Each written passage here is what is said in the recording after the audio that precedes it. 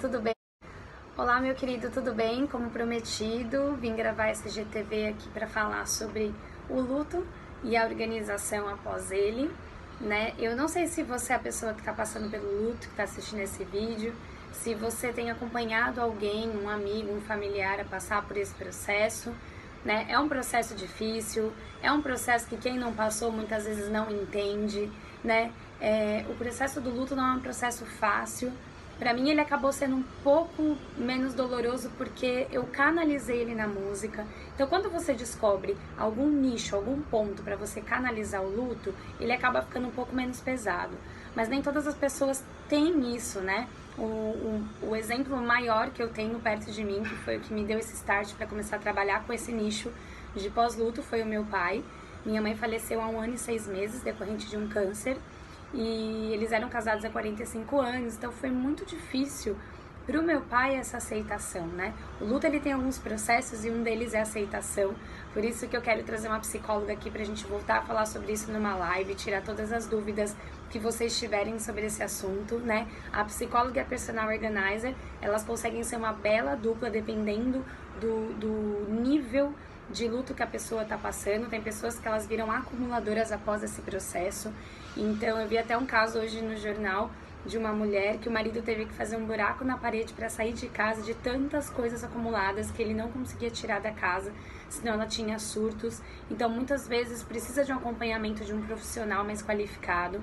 Mas o nosso trabalho não é chegar e na casa da pessoa ser invasiva e sair tirando todas as coisas, porque o luto é um processo, né? No caso do meu pai foi depois de 1 ano e 6 meses que ele topou que a gente fosse lá e levasse as coisas da minha mãe para uma doação, né? Quando eu fui olhar as coisas, eu vi que tinha camisas dela muito boas, que estavam começando a mofar, porque estavam dentro do guarda-roupa sem utilidade alguma.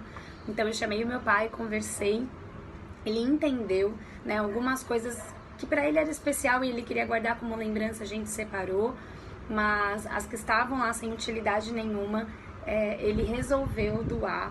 Então, uma das coisas que era muito difícil pro meu pai era para quem ia ser doada as coisas da minha mãe, né? A mulher da minha vida, alguém totalmente essencial, totalmente especial para mim. Para quem que eu vou doar as coisas dela? Para qualquer pessoa, né? Então a gente precisa entender qual o nível que a pessoa que está passando pelo luto, ela entende na hora que você vai mexer nas coisas da pessoa que já partiu, né?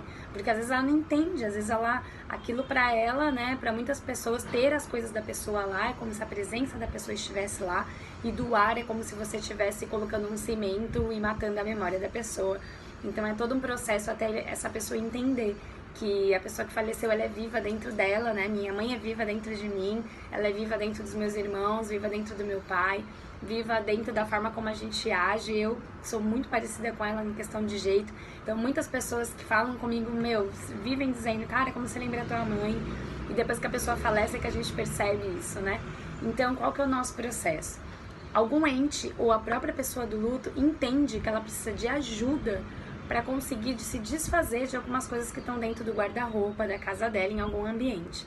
Ou algum familiar entendendo isso, chama nós, né, personal, para que a gente tenha esse papel. Nós como profissionais neutras dentro de todo esse quadro, é muito mais fácil a gente ter acesso a essa pessoa, acesso a esses objetos, né? Chegar lá para fazer uma organização pós-luto não é simplesmente chegar com caixas e sair colocando tudo dentro. Tem todo um processo de conversa. Muitas vezes a pessoa quer contar a história daquela roupa, a história daquela pessoa que faleceu. Então a gente tem o papel também de fazer o ambiente ficar mais leve, né? Mais alegre, com conversas. Então a gente acaba sendo um bom ouvinte nesses momentos, né? E a gente acaba ajudando muito mais do que alguém que é parente. Porque a pessoa que é parente, a gente acaba implicando mais, falando mais. Tudo que a pessoa quer tocar, a gente briga. E quando é alguém neutro, alguém de fora, a gente às vezes se torna um pouco mais aberto, sabe? É como se aquela pessoa, ela tivesse muito mais ouvinte para entender a minha dor e o que significa para mim tirar as coisas da pessoa que faleceu, né? Do que a pessoa que é da nossa família, que conviveu ali durante a dor. Então o papel da personal é muito importante. Eu não sei se você conhece alguém, se você se identifica que alguma pessoa precisaria da ajuda mais profissional para fazer toda essa organização, né? Eu sempre me coloco à disposição disso. Organizar e tirar as coisas de casa é você entender que você está fechando um processo para começar outro. Nem todo mundo tem facilidade para entender isso, mas ciclos eles são necessários, eles são dolorosos, todos os tipos de ciclo. É muito difícil alguém dizer, esse ciclo que eu estou vivendo agora é fácil. Por mais que seja um ciclo feliz, às vezes de mudança de país, de mudança de emprego, sempre tem um frio na barriga, sempre tem um medo que vem antes disso, um medo de depois que eu doar tudo, como é que vai ser, a sensação de vazio na casa. Então tudo precisa ser muito bem trabalhado, muito bem conversado, respeitando o processo do luto das pessoas. Nem todo mundo tem essa agilidade de enterrou num dia, no dia seguinte já tá tirando tudo de casa. Então a gente precisa ter um pouquinho de empatia, né? Principalmente nesses casos, né? Para nós principalmente, porque é muito difícil a gente oferecer nosso serviço e às vezes a pessoa achar que a gente está querendo ganhar dinheiro em cima da dor dela, sendo que é totalmente o contrário. Na verdade, a gente quer tentar facilitar um pouco essa dor, né? Conversando ali, trabalhando junto, enfim, né? O pós-luto, ele é muito doloroso, mas para nós profissionais que trabalhamos com isso, ele é muito gratificante, ele é muito especial. Eu que vivi esse luto e que passei esse processo organizando a vida do meu pai e depois tive a oportunidade de organizar outros pós-lutos, posso dizer para você que é muito gratificante, né? E eu cheguei a fazer o pós-luto de uma mãe que tinha perdido um bebê e ela disse que foi muito doloroso, né? A gente teve que desmontar bercinho, então não foi um processo muito fácil, mas ela entendeu que o momento quando ela me chamou para ajudar, uma pessoa neutra que não ia ficar dando pitaco, mas estava ali só para ajudar e para ouvir ela entendeu que ela estava preparada para um outro processo, de repente engravidar de novo, de repente voltar a sonhar com isso. Então é muito especial.